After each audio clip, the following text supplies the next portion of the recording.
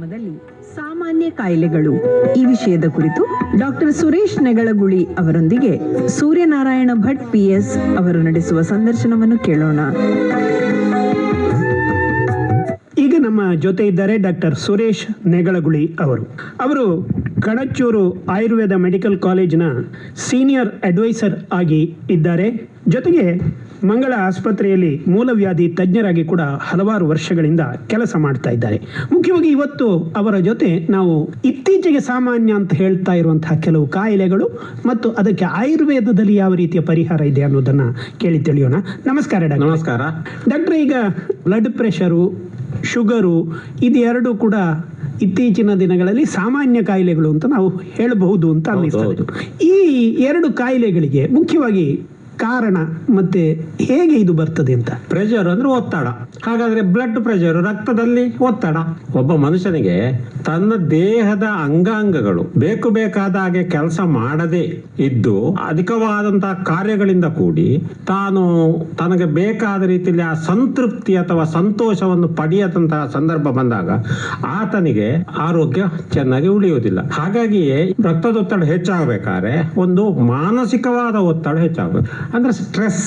ಈಗಿನ ಈ ಸ್ಟ್ರೆಸ್ ತುಂಬಿದಂತಹ ಒಂದು ಜೀವನ, ಈ ಪ್ರಪಂಚವೇ ನಮ್ಮ ಕೈಯಲ್ಲಿ ಇರುವಾಗ ಇಡೀ ಪ್ರಪಂಚದ ಆಗು ಹೋಗುಗಳು ವಿಶ್ವರೂಪ ದರ್ಶನದ ಹಾಗೆ ಒಬ್ಬ ಮನುಷ್ಯನ ಮೆದುಳಿನೊಳಗೆ ಹೊಕ್ಕು ಅದರೊಳಗಡೆ ನಲಿದಾಡುವಾಗ ಏನಾದೀತು ಹೇಳಿ? ಸ್ಟ್ರೆಸ್ ಬಾರದೇ ಇರಲಿಕ್ಕಿಲ್ಲ. ಹಾಗಾಗಿಯೇ ಒಂದನೇದಾಗಿ ಸ್ಟ್ರೆಸ್ ಕಾರಣ.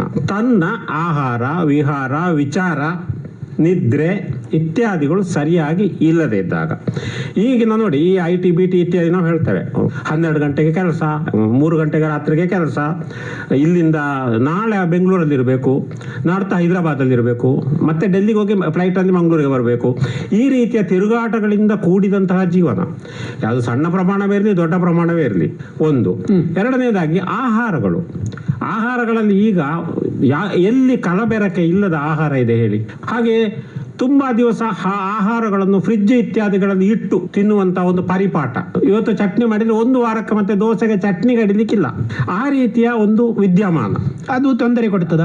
ಆಹಾರದ ವಿಧಿವಿಧಾನಗಳು ಅಂತ ಹೇಳಿದ್ದಾರೆ. ಅದರಲ್ಲಿ ಒಂದು 7-8 ವಿಧದ ವಿರೋಧಗಳನ್ನು ಹೇಳಿದ್ದಾರೆ, ವ್ಯಂಜನ ವಿರೋಧಗಳು. ಆ ವ್ಯಂಜನ ವಿರೋಧದಲ್ಲಿ ಸಹ ಈ ರೀತಿ ನಾವು ಕುದಿಸಿದ ಆಹಾರವನ್ನು, ವಸ್ತುವನ್ನು ಪುನಃ ತಣಿಸಿ ಮರುದಿವಸ ಪುನಃ ಉಪಯೋಗ ಮಾಡುವುದು, ಈ ರೀತಿ ಮಾಡಿದಾಗ ಅದು ಅದರ ಒಂದು ಒರಿಜಿನಾಲಿಟಿ ಅನ್ನೋದನ್ನು ಕಳೆದುಕೊಳ್ತದೆ. ಹಾಗೆ ಆಮವನ್ನು ಉಂಟು ಮಾಡ್ತದೆ. ಆಮ ಅಂದ್ರೇನು? ಶರೀರದಲ್ಲಿ ತಿಂದಂತಹ ಆಹಾರವು ಸರಿಯಾದ ರೀತಿಯಲ್ಲಿ ಪಚನವಾಗದ ಪರಿಸ್ಥಿತಿ. ಅದರಿಂದಾಗಿ ಹೊಟ್ಟೆ ಒಳಗಡೆ ಸೇವಿಸಿದ ಆಹಾರ ವಿಷವಾಗಿ ಪರಿಣಮಿಸುವುದು. ಆಟೋಟಾಕ್ಸಿನ್ ಅಂತ ಹೇಳ್ತೇವೆ. ಈ ರೀತಿ ಆಟೋಟಾಕ್ಸಿನ್ಗಳು ಹೊಟ್ಟೆ ಒಳಗೆ ಹೋಗ್ತವೆ. ನಮ್ಮ ಹೊಟ್ಟೆಯಲ್ಲಿ ಬೇಕಾದ ಆಹಾರ ಬೇಕಾದ ರೀತಿಯಲ್ಲಿ ಇರುವುದಿಲ್ಲ. ಪ್ರೋಟೀನ್ಸ್ ಇರ್ಬೋದು, ಕಾರ್ಬೋಹೈಡ್ರೇಟ್ ಇರ್ಬೋದು, ಫ್ಯಾಟ್ಸ್ ಇರ್ಬೋದು, ಮಿನರಲ್ಸ್ ಇರ್ಬೋದು. ಇವುಗಳು ಸರಿಯಾದ ರೀತಿಯಲ್ಲಿ ಬರಬೇಕಾದ್ರೆ ಆಹಾರ ಸರಿಯಾದ ಇರಬೇಕಾದ್ರೆ ಪರಿಶುದ್ಧವಾಗಿ ಫ್ರೆಶ್ ಆಗಿರಬೇಕು. ಯಾವುದೇ ವಸ್ತುವನ್ನು ನಾವು ಫ್ರೆಶ್ ಆಗಿದ್ರಲ್ಲೂ ಅದನ್ನು ಅಭಿನಂದಿಸುವುದು ಅಥವಾ ಆಸ್ವಾದಿಸುವುದು ಈ ಫ್ರೆಶ್ನೆಸ್ ಅನ್ನು ಕಳೆದುಕೊಳ್ತದೆ. ಹಾಗೆ ಈಗ ಇರುವಂತಹ ಜಂಕ್ ಫುಡ್ ಇತ್ಯಾದಿಗಳು, ಈ ಹೊಸ ಒಂದು ಅನುಸರಣೆಗಳು, ಪೇಟೆಗೆ ಹೋದಾಗ ಒಂದು ಚರ್ಮುರಿ ತಿನ್ನ ಇದ್ರೆ ಆಗುವುದೇ ಇಲ್ಲ. ಈ ರೀತಿ ನಾವು ಆಹಾರವನ್ನು ಸೇವಿಸುವಾಗ ನಮ್ಮ ಶರೀರಕ್ಕೆ ಅದರ ಅವಶ್ಯಕತೆಯನ್ನು ನಾವು ಯೋಚನೆಯೇ ಮಾಡುವುದಿಲ್ಲ.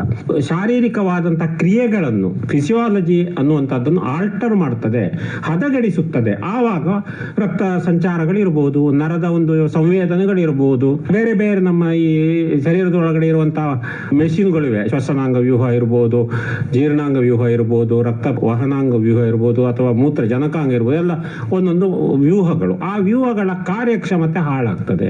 ಇದ್ದಕ್ಕಿದ್ದಂತೆ ಏನಾಗ್ತದೆ? ಸರಿಯಾಗಿ ಇರಬೇಕಾದಂತ ಫಿಸಿಯೋಲಾಜಿಕಲ್ ಫಿನಾಮಿನಾ, ಕ್ರಿಯಾತ್ಮಕ ಕಾರ್ಯಕ್ರಮಗಳು ತಪ್ಪುವಾಗ ರಕ್ತದ ಓಟ ಹೆಚ್ಚು ಕಡಿಮೆ ಆಗ್ತದೆ. ಹಾಗೆ ನಾವು ಸೇವಿಸಿದ ಆಹಾರಗಳು ಕೊಬ್ಬು ಇತ್ಯಾದಿಗಳಿಂದ ಕೂಡಿದಂತದ್ದು ಇರಬಹುದು. ಈಗ ನಾವು ಹೊಸ ನವೀಕೃತ ಆಹಾರಗಳು, ಇವುಗಳು ಇದ್ದಕ್ಕಿದ್ದಂತೆ ನಮ್ಮ ಶರೀರದಲ್ಲಿ ಕೊಬ್ಬನ್ನು ಹೆಚ್ಚು ಮಾಡ್ತದೆ. ಅದೇನಾಗ್ತದೆ? ಆ ಕೊಬ್ಬು ಅಲ್ಲಿ ಜೀರ್ಣ ಆಗುವುದಿಲ್ಲ. ಪಿತ್ತಕೋಶದಲ್ಲಿ ನಮ್ಮ ಕೊಬ್ಬಿನ ರಸ ಸಂಗ್ರಹವಾಗಿ ಎಷ್ಟು ಬೇಕೋ ಅಷ್ಟನ್ನು ಮಾತ್ರ ರಿಲೀಸ್ ಮಾಡಬೇಕು. ಇಲ್ಲಿ ಏನಾಗ್ತದೆ? ಅದರೊಳಗಡೆ ಸಂಗ್ರಹವಾಗುವ ಕೊಬ್ಬುಗಳೆಲ್ಲ ಕೆಟ್ಟ ಕೊಬ್ಬಾಗ್ತದೆ. ಹಾಗೆ ಆಗುವಾಗ ಏನಾಗ್ತದೆ? ಕೊಬ್ಬು ಪದಾರ್ಥಗಳು ರಕ್ತದೊಟ್ಟಿಗೆ ಸೇರಿ ರಕ್ತವನ್ನು ಉಂಟು ಮಾಡಿದ ಮೇಲೆ ರಕ್ತದ ಜೊತೆಗೆ ಪರಿಚಲಿಸುವಾಗ ಸರ್ವ ಶರೀರ ಗಾಮಿಯಾಗಿರ್ತದೆ. ಆವಾಗ ಅದು ಸುರಳಿತವಾಗಿ ಹೋದಾಗ ರೈಲಿನ ಚಕ್ರ ಹೋದಾಗ ಹೋಗ್ತದೆ. ಸುರಳಿತವಾಗಿ ಹೋಗದೆ ಇದ್ದಾಗ ಅದು ತಡೆಯಾಗಿ ಪರಿಣಮಿಸ್ತದೆ. ಅದುವೇ ರಕ್ತನಾಳಗಳಲ್ಲಿ ಒಳಗಿನಿಂದ ಭಿತ್ತಿಯನ್ನು ದಪ್ಪ ಮಾಡ್ತಾ ಹೋಗ್ತದೆ. ಆವಾಗ ಏನಾಗ್ತದೆ, ರಕ್ತದ ಓಟಕ್ಕೆ ಒಂದು ವೇಗ ಸಿಗುವುದಿಲ್ಲ.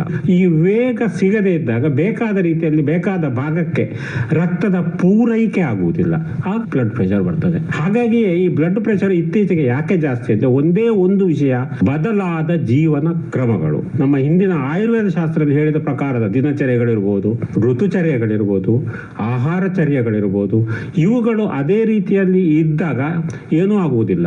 ಇನ್ನೊಂದು, ಶ್ರಮಪಟ್ಟು ದುಡಿಯುವ ದುಡಿಮೆ ಇಳಿಮುಖವಾಗಿರುವುದು. ಒಬ್ಬ ವ್ಯಕ್ತಿ ಕೂತಲ್ಲೇ ಏನಾಗ್ತದೆ, ಸೆಡೆಂಟಿವ್ ಲೈಫ್, ಕೂತಲ್ಲೇ ಇರುವಂತ ಕೆಲಸಗಳೇ ಜಾಸ್ತಿ. ಈಗ ಎಲ್ಲರೂ ಕೂತಲ್ಲೇ ಮಾಡುವ ಕೆಲಸಗಳು ಇರುವಂತದ್ದು. ಶ್ರಮ ವಹಿಸಬೇಕು, ಬೆವರಿಳಿಸಬೇಕು. ಒಬ್ಬ ವ್ಯಕ್ತಿ ದಿವಸಕ್ಕೆ 2 ಕೋಲು ಸೊರಂಗ ತೋಡಿದ್ರೆ ಸಾಕು, ಅವನ ಶರೀರದಲ್ಲಿ ಕೊಲೆಸ್ಟ್ರಾಲ್ ಇರುವುದಿಲ್ಲ, ಮಧುಮೇಹ ಇರುವುದಿಲ್ಲ. ಮುಖ್ಯವಾಗಿ ಮಧುಮೇಹಕ್ಕೆ ಆಯುರ್ವೇದದಲ್ಲಿ ಆ ವಿಷಯವನ್ನೇ ಹೇಳಿದ್ದಾರೆ. ಬೆವರಿಳಿಯುವ ವಿದ್ಯಮಾನ ಸಹ ಇಲ್ಲ. ಪ್ರಾಯಶಃ ಇವುಗಳು ಒಂದು ಕಾರಣ. ಈಗಿನ ಮಕ್ಕಳು ಚಿಕ್ಕದಿರುವಾಗಲೇ ಆಡುವುದಿಲ್ಲ, ಓಡುವುದಿಲ್ಲ, ಏನು ಮಾಡುವುದಿಲ್ಲ, ಕೂತ್ಕೊಳ್ಳೋದು, ಮೊಬೈಲ್ ಇಟ್ಕೊಳ್ಳೋದು. ಆಡೋದಿದ್ರು ಮೊಬೈಲ್ನಲ್ಲಿ ಆಡೋದು. ಇದು ಯಾರಿಗೆ ಇದರಲ್ಲಿ ಶಕ್ತಿ ಬರ್ತದೆ? ಹಾಗಾಗಿ ಏನಾಗ್ತದೆ, ಇವರಿಗೆ ಈಗ ಮತ್ತೆ ಅಭ್ಯಾಸಗಳು ಅಷ್ಟೇ, ಯಾವುದೇ ಬರವಣಿಗೆಗಳ ಅಭ್ಯಾಸಗಳು ಕಡಿಮೆ ಆಗ್ತಾ ಇದೆ. ಎಲ್ಲ ಕಂಪ್ಯೂಟರ್ ಯುಗಗಳು, ಬೆರಳಿನಲ್ಲೇ ಎಲ್ಲ ವ್ಯವಹಾರಗಳು, ಹೀಗೆಲ್ಲ ಆಗುವ ಕಾರಣ ಏನಾಗ್ತದೆ, ಅವನಿಗೆ ಯಾವುದೇ ರೀತಿಯ ಒಂದು ದುಡಿಮೆ ಇಲ್ಲ. ದುಡಿಯದೇ ಇರುವಾಗ ಮನುಷ್ಯ ತಾನಾಗಿಯೇ ತನ್ನ ಆರೋಗ್ಯವನ್ನು ಹಾಳು ಮಾಡಿಕೊಳ್ತಾನೆ. ಹಾಗಾಗಿ ಬಾಲ್ಯದಿಂದಲೇ ಈಗ ಮಧುಮೇಹ ಇದೆ. ಇಲ್ಲದಿದ್ದರೆ ಪ್ರಾಯಶಃ ಮಧುಮೇಹ ಬರುವುದು ಹೆರಿಡಿಟ್ರಿ, ಹೌದು, ಒಂದು ವಂಶ ಪಾರಂಪರ್ಯವಾಗಿದ್ದವರಿಗೆ ಬರುವ ಸಾಧ್ಯತೆಗಳಿದೆ, ಎಲ್ಲರಿಗೂ ಅಲ್ಲ. ಆದ್ರೂ ಅದು ಬರುವುದು ಲೇಟ್ ಏಜ್ ಅಲ್ಲಿ, ಕೊನೆಯ ಒಂದು ಹಂತದಲ್ಲಿ, ಜೀವಮಾನದ ಒಂದು ಜರ ಬಂದ ಸಮಯದಲ್ಲಿ ಬರಬಹುದು. ಈಗ ಏನಾಗಿದೆ, ನಾವು ನೋಡಿದಾಗೆ ಸಣ್ಣ ಪ್ರಾಯದಲ್ಲಿ 20-25 ವರ್ಷ ಆಗುವಾಗ ಈ ಬ್ಲಡ್ ಪ್ರೆಷರ್ ಇದೆ, ಮಧುಮೇಹ ಎರಡೂ ಇದೆ. ಹಾಗಾಗಿ ಅಧಿಕ ರಕ್ತ ಒತ್ತಡಕ್ಕೆ ಮಾನಸಿಕ ಒತ್ತಡವೇ ಕಾರಣ, ಅಷ್ಟೇ ಹೇಳ್ಬೋದು ಅಷ್ಟೇ. ಅದನ್ನು ನಿಯಂತ್ರಿಸಬೇಕಾದ್ರೆ ಏನಾಗಬೇಕು, ಅದಕ್ಕೆ ಅತತ್ವಾಭಿನಿವೇಶ.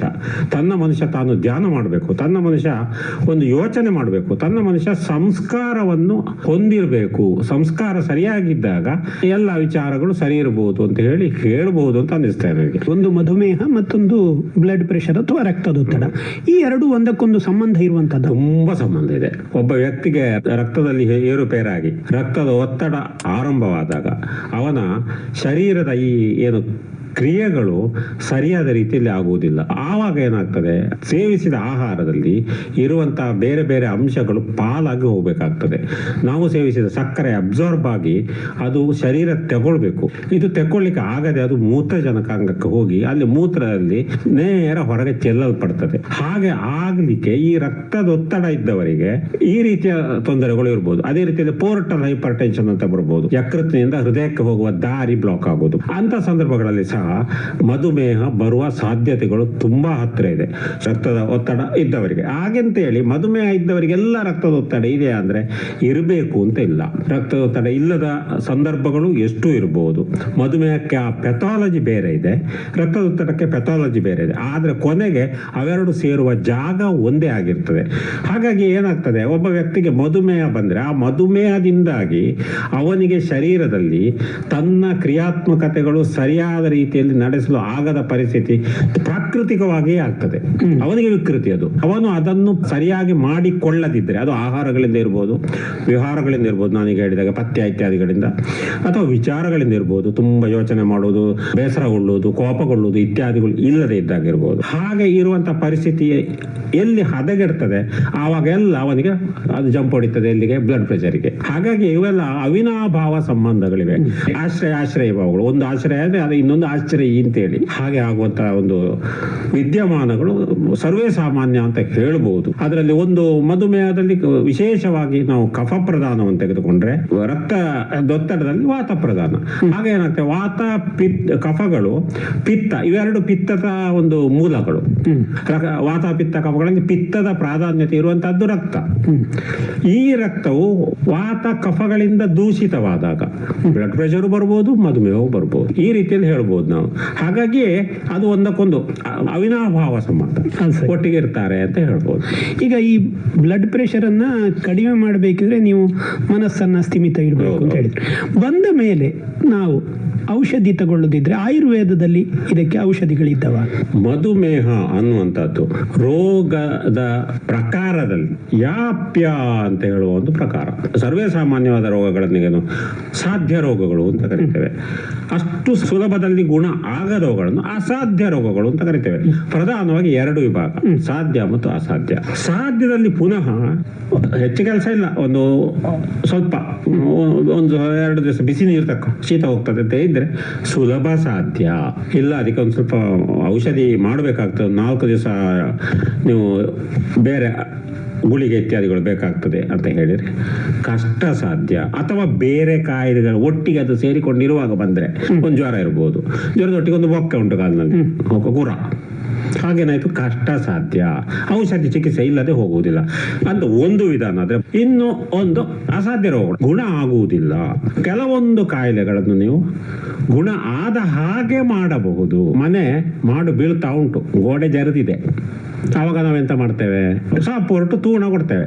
ಆ ಸಪೋರ್ಟ್ ಬಿದ್ದ ಕೂಡಲೇ ಮನೆ ಬೀಳ್ತದೆ. ಹಾಗೆಯೇ ಈ ಮಧುಮೇಹದಲ್ಲಿ ನಾವು ಅದನ್ನು ಯಾಪ್ಯ ಅಂತ ಕರಿತೇವೆ. ಯಾಪ್ಯ ಅಂದ್ರೆ ಇದುವೇ, ಏನಾದರೂ ಒಂದು ಸಪೋರ್ಟ್ ಇದ್ದಾಗ ಉಳಿಯುವಂತಹದ್ದು, ಅಂದ್ರೆ ಚಿಕಿತ್ಸೆ ಮಾಡಿಕೊಂಡೇ ಇದ್ದಾಗ ಮಾತ್ರ ಚೆನ್ನಾಗಿರುವಂತಹದ್ದು. ಚಿಕಿತ್ಸೆ ನಿಲ್ಲಿಸಿದರೆ ತೊಂದರೆ ಆಗುವಂತಹದ್ದು. ಹಾಗೆ ಇನ್ನು ಉಳಿದ ಎಂಥದ್ದು ಅಡಿಷನಲ್ ಫ್ಯಾಕ್ಟರ್ಸ್ ಬೇರೆ ಇದೆ, ಅದು ಬಿಡುವ.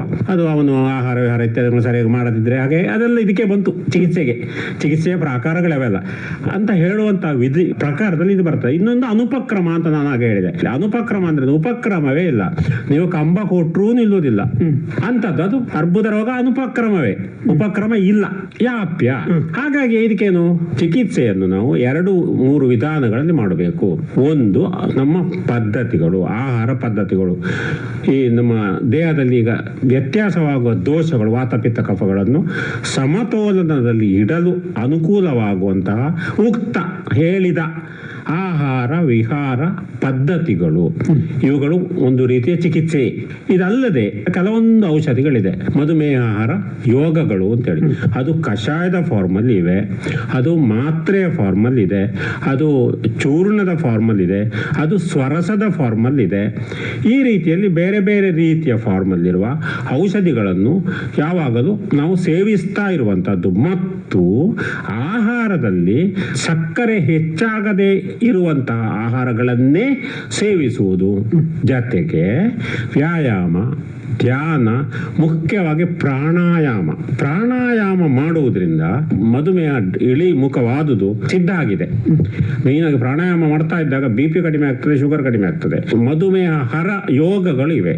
ಆ ಯೋಗಗಳು ಅವುಗಳನ್ನು ನಾವು ಯಥಾ ಪ್ರಕಾರ ಸೇವಿಸ್ತಾ ಇರಬೇಕು. ಇಲ್ಲಿ ಸಹ ಅದು ಒಂದು ಭ್ರಮೆ ಇದೆ ಜನರಿಗೆ, ಅಥವಾ ಈಗ ಪ್ರಚಾರ ಮಾಡ್ತಾ ಇರುವಂತಹ ಪೊಳ್ಳು ವೈದ್ಯರುಗಳಿಗೆ ಸಂಪೂರ್ಣ ವಾಸಿ ಆಗ್ತದೆ, ಲೈಫ್ ಲಾಂಗ್ ಗುಣ ಆಗ್ತದೆ, ಬೇಡ ಅನ್ನುವಂತಹ ಒಂದು ವಿಚಾರ.